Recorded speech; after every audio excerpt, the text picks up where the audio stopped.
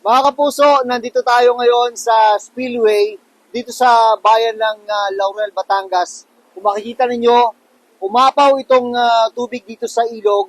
Mga bandang alas 12 ng tanghali daw, nang napansin ng mga residente, yung biglang pagtaas na naman ng tubig dito dahil sa tuloy-tuloy na pagulan.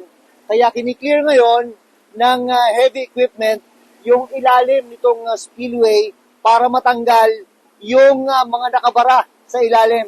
Isa daw kasi sa mga problema ng mga taga rito sa Laurel, Batangas ay kapag lumalakas yung ulan, lalo na sa kabundukan, ay buwababa yung mga naputol na dati na mga puno na iniwan nung Bagyong Christine nung nakaraang taon. Kaya kapag nagbabara ang ilalim nitong spillway ay hindi na makadaan yung mga sasakyan.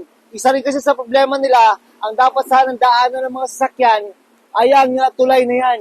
Pero sinira nga ng Bagyong Christine nung nakaraang taon, kaya hindi na madaanan. Kaya itong ibabaw ng spillway, ito yung daanan ng mga sasakyan. Pero sa mga sandali nga ito, ay hindi ito madaanan dahil umapaw yung tubig dito sa spillway. Ako si Jun Veneracion para sa GMA Integrated News.